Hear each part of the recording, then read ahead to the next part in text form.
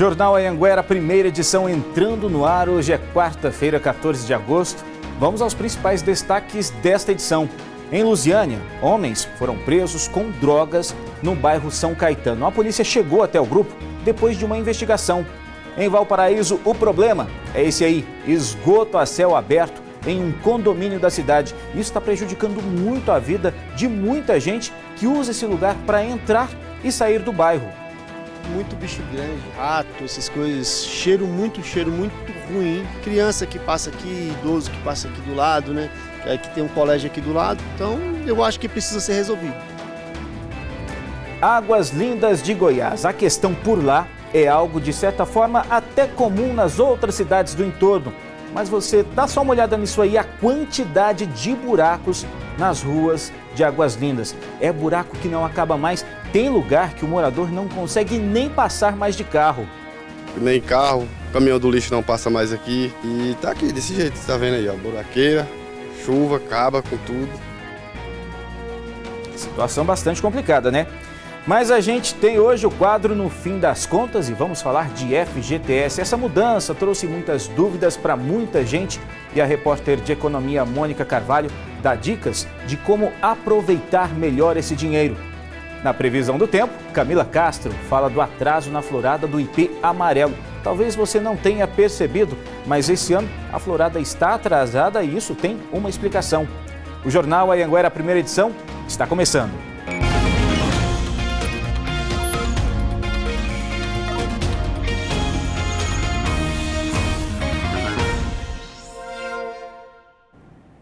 Olá, muito boa tarde, obrigado pela sua companhia. E nós começamos o jornal de hoje falando em educação. A Prefeitura Municipal de Novo Gama decretou estado de emergência na educação. Isso porque a greve dos professores já está quase completando 3 meses e nesse impasse quem está sofrendo são as crianças e os pais. Para tentar resolver toda essa situação, a Prefeitura da cidade teve que tomar uma atitude para que os alunos voltem para a escola o quanto antes. E a Nayara Santos, que está ao vivo da nossa redação, vai explicar para a gente. Nayara, primeiramente, uma boa tarde para você. O que significa esse decreto de emergência? Oi, Giliardi. Boa tarde para você, boa tarde para quem acompanha a nossa programação. Pois é, né, gente? Nesses quase 3 meses de paralisação, professores e a Secretaria Municipal de Educação de Novo Gama ainda não chegaram a um acordo. E para tentar resolver o problema, a Secretaria vai convocar professores para cobrir as vagas dos profissionais que estão em greve. Essa medida foi tomada depois de um decreto assinado pela prefeita do município, Sônia Chaves, e de acordo com o documento vão ser convocados os professores que participaram de um processo seletivo no ano passado. Nós conversamos com a secretária de Educação, Maria da Guia Nóbrega. Ela reforçou que se o número de vagas não forem totalmente preenchidas até sexta-feira, o município vai realizar contratações emergenciais. Nós já estamos contratando, já compareceram 60 professores e nós vamos continuar com essa força-tarefa para até sexta-feira nós colocarmos todos os professores em sala de aula. Nós temos o dever de fazer cumprir que o aluno tenha 200 dias letivos. Então, nossa maior preocupação é que esses dias sejam cumpridos com a reposição e com as aulas normais durante a semana. Bom, gente, lembrando, né, que os professores paralisaram as atividades em maio por causa da redução da jornada de 1 hora de aula por dia e mais um de reforço. Essa mãe disse que sem essas aulas, os alunos vão ficar prejudicados. Bom, segundo o presidente do sindicato, durante esse tempo, eles se reuniram cerca de 5 vezes com a Secretaria de Educação, mas até agora não chegaram a um acordo. Olha, apesar de os professores estarem sem pagamento há 3 meses, a luta vai continuar porque a greve é legal, a greve é justa. Nós estamos lutando pelo direito do aluno e do professor e nós não vamos arredar, a greve será mantida até o fim. Nós não voltaremos para as escolas sem a jornada ampliada. Bom, gente, enquanto o sindicato e secretaria, né, não chegam a um acordo, não só os alunos sofrem com as consequências da falta de aulas, mas os pais também são prejudicados de alguma forma. Eu fui lá de manhã, conversei com um pai e ele me disse que já não sabe mais o que falar para a filha de 5 anos, quando ela pergunta, né, por que ela não está indo para a escola. A minha filha ontem à noite, ela me perguntou o porquê que ela não estava vindo para a sala de aula, com 87 dias. Eu respondi para ela que não sabia, meu filho. Eu até desceu lágrimas nos meus olhos e eu gostaria que a minha filha voltasse para a sala de aula, porque é o único local que ela tem para ir é para a sala de aula, porque para ela ficar na rua não tem como. Ela vai me prejudicar, tá entendendo? Ela tem que estar na sala de aula e para isso tem que ter o professor na sala de aula. Bom, Giliardi, o seu José aí, que a gente acabou de ouvir, ele representa também todas as mães lá de Novo Gama, né, que estão com esse mesmo sentimento, né, ansiosos, querendo a volta das aulas, assim, claro, como os alunos. Uma situação complicada, né? Nayara, a gente vem acompanhando essa história há muito tempo e você, que esteve lá por inúmeras vezes, teve a oportunidade também de conversar com esses alunos. Como você disse aí, tem entre 5 e 6 anos de idade. Qual que é o sentimento desses alunos? O que você percebeu deles? Bom, os alunos realmente sentem falta não só da sala de aula, dos professores, mas também dos coleguinhas, né? E exatamente nessa fase aí, 5, 6 anos, é que eles estão desenvolvendo, né, a capacidade ali de poder escrever, de poder ler. Então, se eles ficam muito tempo sem ir para a sala de aula, sem estudar, eles vão acabando esquecendo aquilo que eles aprenderam lá no início do ano, né, Giliardi? Então, a situação é complicada também para os pais, porque muitos pais não podem, não têm condição de passar esse ensinamento para os filhos. Alguns, inclusive, eu ouvi dizer lá em Novo Gama, que estão numa situação complicada porque trabalham. E aí, se eles estão trabalhando, vão deixar as crianças com quem? Olha, Nayara, eu agradeço muito a sua participação. A gente, lógico, vai continuar acompanhando esse caso. Um bom trabalho para você. Obrigado pela sua participação. Até mais. A gente muda de assunto agora porque a Polícia Militar prendeu 4 homens suspeitos de tráfico de drogas no setor São Caetano, aqui em Lusiânia. Segundo a polícia, a droga e os suspeitos estavam em uma casa na rua Jataí. O local foi descoberto depois que Ronaldo Pereira Vieira foi flagrado saindo do imóvel com porções de cocaína escondida nas roupas. Dentro da casa, os PMs flagraram mais 3 suspeitos embalando drogas para vender. Eles tentaram fugir, mas foram imobilizados pela equipe policial. Com eles, foram apreendidos celulares, munição, porções de drogas e uma quantia em dinheiro. Os 4 já tinham passagens por tráfico de drogas e foram levados para o CIOPS de Lusiânia. Todos devem responder por formação de quadrilha, tráfico de drogas e resistência à prisão. E agora a gente fala de um assunto que é recorrente aqui na região. A polícia prendeu em São Paulo um homem suspeito de aplicar golpes em mulheres daqui de Goiás e também do Distrito Federal. Segundo as investigações, ele mantinha relacionamento com as vítimas para depois roubá-las. Ricardo Ferreira da Silva conquistava as vítimas, depois aplicava um golpe. As investigações mostram que para uma das mulheres em Caldas Novas ele prometeu uma vida de luxo. O Ricardo chegou a levá-la em uma mansão, falando que iria adquirir essa mansão para ela, chegou a levá-la em uma loja de eletrodomésticos, onde iria adquirir supostamente iria adquirir esses elétricos para essa residência. Depois das promessas de amor vieram as ameaças. Segundo a polícia, Ricardo disse para essa mesma mulher que a mataria se ele não se tornasse sócio de uma empresa dela. Por essas e outras, Ricardo ficou conhecido como estelionatário do amor. Ele era procurado pela polícia do DF e foi preso em Bertioga, no litoral paulista. Ricardo é apontado como autor de pelo menos 19 ocorrências de fraude, sendo 16 aqui no DF. As investigações mostram que, para enganar as vítimas, ele se passava por empresário de vários ramos e até por delegado. De acordo com a polícia, em um dos casos, Ricardo vendeu um carro com mais de R$12 mil em multas. Para isso, falsificou comprovantes de pagamento.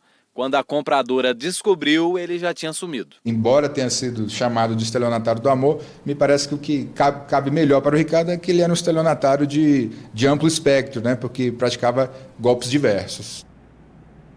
Situação bastante delicada, por isso todo mundo precisa prestar sempre muita atenção, principalmente com essas coisas de se relacionar pela internet.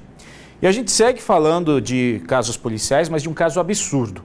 A mãe de uma menina de 5 anos que foi filmada bebendo e dando cerveja para a criança prestou depoimento à polícia. Ela disse que se separou do marido há 2 anos. Agora, a menina está com os avós paternos. A mãe da menina tem 31 anos e mora na zona rural de Tupaciguara, no Triângulo Mineiro. Ela prestou depoimento na Delegacia de Polícia Civil de Tumbiara na tarde dessa terça-feira. Ao delegado, a mãe contou que viveu 8 anos com o pai da menina e que há 2 anos passou por problemas pessoais e acabou se separando dele e foi morar em Minas Gerais. Ela disse também que a criança tinha um bom relacionamento com o pai e com a madrasta e que nunca ouviu reclamações da filha. A menina está com os avós paternos. Ela foi retirada do pai e da madrasta após aparecer em um vídeo bebendo cerveja. Ela alega que estava sob influência de álcool e por isso teria perdido aí o controle de suas ações, enfim. Mas o vídeo deixa claro que ela deliberadamente oferece a bebida alcoólica à criança, que acaba ingerindo. O próprio ato de oferecer a bebida já seria uma conduta criminosa. No vídeo, a mulher está cantando e bebendo. Ela pega a lata de cerveja e entrega para a menina. Vira! Se você jurar A criança bebe e chega a fazer ânsia de vômito. Em outro momento, a menina mal consegue ficar de pé. O caso está sendo acompanhado pelo Conselho Tutelar de Bom Jesus de Goiás, onde a família mora. Com o auxílio do Ministério Público, nós deixamos a criança com a avó até que a justiça resolva, né, com quem vai ficar a criança, porque a mãe disse que vai entrar com ação de guarda. Tem nem o que comentar num caso como esse, né? Vamos agora para a sua sugestão de reportagem que chegou pelo nosso WhatsApp 984424000. Essa história vem de Valparaíso. Um esgoto a céu aberto está atrapalhando a vida dos moradores de um condomínio inteiro. Segundo eles, além do mau cheiro na casa, ratos, baratas também estão incomodando bastante. O terreno parece isolado, mas é utilizado com frequência pelos moradores que vão ao trabalho, à escola e à faculdade. O problema é que há cerca de um mês, o esgoto a céu aberto começou a se espalhar pela área, deixando a vida da população, principalmente de quem vive neste condomínio, mais difícil. Muito bicho grande, rato, essas coisas, cheiro muito ruim. Criança que passa aqui, idoso que passa aqui do lado, né? Que aqui tem um colégio aqui do lado, então eu acho que precisa ser resolvido. A comunidade denuncia que quando chove, o cenário é ainda pior. Vira um mar de lama aqui, misturado com esgoto, né? Que é tudo estourado aí em volta do condomínio. E o pessoal perdendo calçados, caindo na lama misturado com esgoto, com bactéria, né? Muito triste isso, né? Como se não bastasse o problema do esgoto, que é percebido de longe, os moradores também se incomodam com o mato muito alto. Existem 2 problemas que preocupam bastante, são os riscos de incêndio e a insegurança. Semana passada eu me deparei com um elemento dentro do mato. Então assim, como eu percebi, eu corri. E tem gente que não percebe, aí são atacados, são roubados, são estuprados, como já teve aqui tentativa de estupro. E a gente está pedindo socorro. Socorro porque sozinha a gente não consegue. Juliana tem medo de que um dia a área pegue fogo. O perigo do incêndio aqui é muito grande, né? Então, nessa nossa parte aqui do nosso condomínio, como está abandonado, nós temos o perigo, né? Os moradores contam que já procuraram a prefeitura e a Saneago, mas ainda esperam uma solução. Esgoto, a questão da limpeza que o poder público não fez de forma certa, fizeram pela metade e ainda tem muito mato e mamona, é perigoso pegar fogo, né? E a gente solicitamos aí do prefeito e o secretário de obra que tomem as devidas providências. Vamos às respostas então.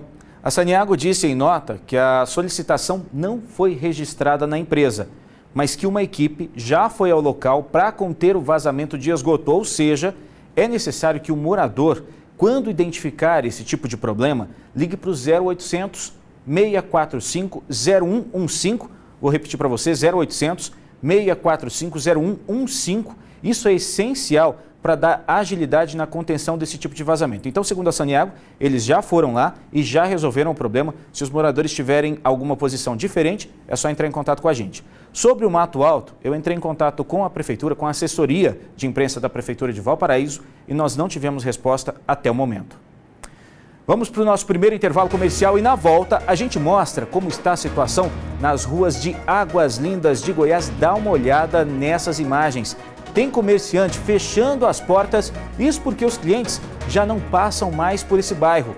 A gente fala também sobre as investigações do rombo milionário no IPASGO, o Instituto de Assistência dos Servidores do Estado.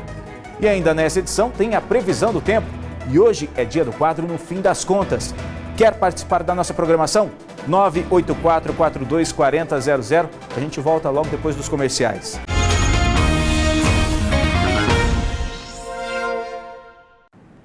Estamos de volta com o Jornal Anhanguera, primeira edição. E a gente fala agora de notícias policiais, mas de uma outra forma. A PM ajudou um parto ontem à noite em Planaltina de Goiás. Os policiais Ramiro, Rafaela, Felipe e a Nayara e Magalhães foram os primeiros a ver essa criancinha. Eles foram chamados no setor Mansões Oeste, em Planaltina, para ajudar a mãe grávida de 28 semanas. Mas a criancinha já tinha nascido no banheiro. A mãe e a recém-nascida estão bem.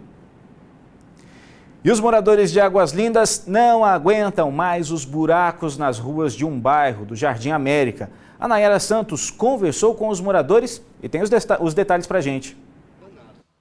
Nesta rua tem tanto buraco que quase não passa mais carro por aqui. Nem carro, caminhão do lixo não passa mais aqui. E tá aqui, desse jeito, você tá vendo aí, ó, buraqueira, chuva, acaba com tudo. A dona Vilma chegou no bairro Jardim América há 8 anos. Lembra da época boa, sem problemas com o asfalto. Ela conta que a situação foi piorando com o passar do tempo. A época da chuva, piora a situação. Se você tampa o buraco, aí a chuva vem levando tudo, aí fica bem pior mesmo. Quando eu cheguei aqui era bem diferente, tudo arrumadinho, limpinho, sem poeira. Eu me animei muito quando eu vim para aqui, mas agora é um desânimo só. Essa comerciante disse que a população evita passar por esta rua e por isso ela está fechando as portas. Aqui não desce carro, os clientes não descem nem a pé por causa que o buraco é demais. Quando chega a noite, então fica mais difícil ainda como ver aqui dentro. Gente que tem filho especial, o SAMU não vem, viatura da polícia, aqui nada a gente tem. Estamos jogados, a Deus dará aqui. Segundo os moradores, além da buraqueira, eles enfrentam também mais um problema, que é a falta da rede de esgoto. Em 2015, a prefeitura iniciou a obra da implantação da rede de esgoto. Os funcionários vieram, cortaram as laterais do asfalto, tamparam com terra e nunca mais voltaram. Na época a gente fica muito feliz aqui, né? Porque ia arrumar as ruas aqui pra gente, porque estava ruim. Mas eles fizeram os buracos aí tudinho, abriram para botar a rede de esgoto. Até hoje não voltaram para terminar e nós estamos aí à mercê desses buraqueiros aí, desses trem aí. Sem esperanças? Estou sem esperança. Sem esperança mesmo. Cansado com a falta de estrutura em todo o bairro, esse morador fez um abaixo-assinado com 100 assinaturas. Levou no Ministério Público em abril desse ano. A 4ª Promotoria protocolou o pedido. Ele também procurou a Prefeitura de Águas Lindas. Eu obtive uma informação que a obra vai parar ali onde vocês chegaram a ver, né? Vai parar ali em cima, naquela principal, porque eles não têm uma ordem de serviço para descer aqui para o nosso loteamento, né? Que é conhecido como Chiola, né? Então, diante disso, a gente fica um pouco, né, constrangido, né? Aguardando uma resposta do governo, né? E olha só, a resposta parece que é positiva para você que é morador aí de Águas Lindas e está enfrentando esse problemão aí nessa rua. A gente recebeu uma nota da assessoria de imprensa aqui, dizendo que, segundo a Secretaria de Obras, né, essas obras de infraestrutura estão a todo vapor aí nesse complexo Morada da Serra e contempla o Jardim América também. Várias vias já receberam asfalto e as máquinas estão no bairro, também em outra obra de asfalto, fazendo meio-fio e calçada, mas que toda essa obra será feita, está em andamento e a gente, lógico, segue torcendo para que dê tudo certo aí para vocês, moradores. Caso o problema não seja resolvido, entre em contato novamente com a gente, mas esse asfalto deve estar por sair por aí, tá certo? Agora eu preciso fazer uma rápida correção. Há pouco a gente mostrou aqui essa foto da equipe que fez o parto dessa menininha em Planaltina de Goiás. No texto eu disse que era polícia militar, mas pelo uniforme a gente percebe bombeiro. Eu peço aí, pela falha, eu peço desculpas. Você é dono de algum animal? Sabe bem do apego que é cuidar de um bichinho. E é por isso que a gente sempre abre espaço aqui para quem perdeu o seu animal de estimação. O Wilber Esteves é dono de 3 cachorros e todos eles sumiram de uma só vez no último sábado. O Wilber disse que eles desapareceram no setor Dalva Zero, próximo ao Corpo de Bombeiros. Os cachorros se chamam Logan, Cristal e esse menorzinho que aparece na foto não tem nome ainda. Então, se você olhar um deles por aí e encontrar, é só entrar em contato pelo 98609-3139. Repito para você, 98609-3139. E a polícia espera que nesta semana o IPASGO entregue um relatório dos servidores, dos prestadores de serviço do Instituto. Só assim vai ser possível continuar a investigação sobre o esquema que pode ter provocado um rombo milionário. Quem usa o plano não está nada satisfeito com essa situação, até porque este mês começou a ser cobrado um reajuste de 21%. A cobrança a mais deixou usuários indignados, principalmente depois das denúncias de fraudes no IPASGO. O aumento já vem esse mês e a gente não sabe quem está usando esse dinheiro do IPASGO. O Instituto atende 620 mil pessoas em todo o estado e fechou o ano passado com um déficit de 75 milhões de reais, segundo a assessoria do IPASGO. O prejuízo é muito grande, principalmente para os usuários. No início de julho, uma investigação afastou do IPASGO 8 funcionários da empresa GT1, que terceiriza mão de obra para o Instituto desde 2011. A suspeita é que funcionários da empresa cadastraram médicos e clínicas de forma irregular e aumentaram cotas de exames e consultas sem autorização do IPASGO. Essa alteração gerava um maior gasto por parte do Instituto. São números que a gente acredita que eram possíveis de serem percebidos, mas por algum motivo não foram. Nossa equipe tentou por vários dias, mas ninguém do IPASGO quis gravar entrevista. A polícia diz que os documentos, computadores e celulares apreendidos na sede do IPASGO ainda estão sendo periciados. Mas os investigadores já sabem que os funcionários utilizaram um usuário fantasma para fazer as fraudes sem deixar rastros. E que esses funcionários também cobravam propina dos prestadores de serviço para fazer as alterações. Parte desses servidores recebiam valores em dinheiro para providenciar essas inserções fraudulentas dentro dos sistemas IPASGO. Mesmo depois das denúncias, o governo publicou no Diário Oficial de quarta-feira a prorrogação do contrato com a GT1. A empresa vai continuar prestando serviços de informática ao IPASGO até agosto do ano que vem. Os advogados que representam a GT1 reafirmaram que a empresa não é responsável pelo sistema, apenas fornece a mão de obra especializada. As contratações, elas se deram na forma da lei e nós temos nos empenhado em fornecer toda a documentação e esclarecer o real havido quanto a esses fatos. A polícia ainda aguarda um relatório completo do IPASGO, com as informações de todos os prestadores de serviços que se beneficiaram com as fraudes. Só assim vai ser possível contabilizar o tamanho do rombo no Instituto. Ontem nós tentamos saber do IPASGO quando esse relatório vai ser entregue, mas não conseguimos resposta. Na semana passada, o IPASGO disse que apoia e colabora com as investigações e que um recadastramento de usuários está sendo estudado. Isso deve organizar dados para evitar irregularidades. O IPASGO disse que a programação do contrato com a GT1 foi feita segundo o que permite a lei. Disse também que uma licitação está sendo realizada para a contratação de outra empresa.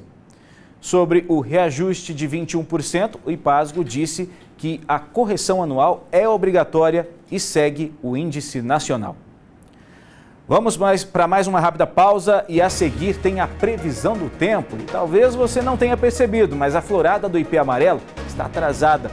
Você sabe qual a razão? Camila Castro traz a resposta para a gente. Ainda nessa edição, a Mônica Carvalho fala sobre as mudanças do saque do FGTS e dá dicas de como você aproveitar melhor esse dinheiro. É o quadro No Fim das Contas. Ele tem que ser muito bem usado. Usado, né? A tirar do FGTS para ir ao supermercado, não, se ferrou. Quer participar do Jornal Anhanguera, primeira edição? Anote então o nosso WhatsApp, 984-424000. Tem ainda o QVT que você baixa de graça. Nosso e-mail, jornalismo.luziane@tvanhanguera.com.br e o nosso telefone 3622-1600. Continue com a gente.